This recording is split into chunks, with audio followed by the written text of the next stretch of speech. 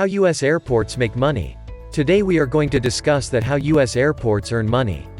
The US has more than 19,000 airports.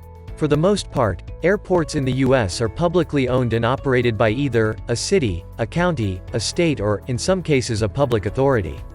There are thousands of airports big and small, but about 500 are considered public-use commercial airports. In its latest ranking of the most profitable airports in the US, the American City Business Journal said, the top 5 airports by revenue were JFK, Newark, San Francisco, Los Angeles and Miami. Every airport has its own model for how it brings in cash.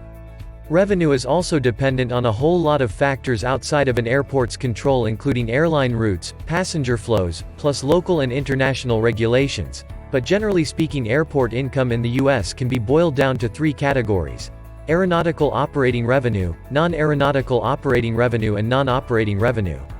Aeronautical operating revenue. First category pulls in the most cash. Airports in the US make most of their money from the airlines. In that revenue is everything from landing fees to terminal rents to fuel sales. In 2016, the most recent year, the FAA made this data publicly available.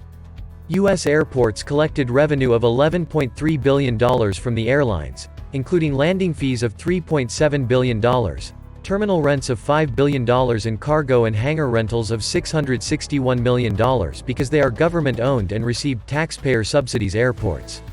Airport revenue streams are really based historically on minimizing costs for the airlines, and that kind of harkens back to the pre-1978 game when the airlines were regulated by the government as a result.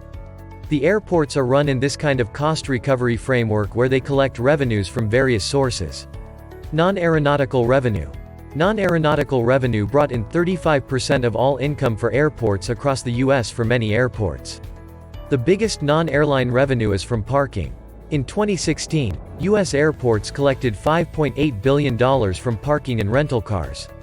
Parking is a big way that airports can earn money, and so, you can see why some airports might be a little reluctant to have same mass transit, because if people are coming out there on mass transit, they aren't parking their cars.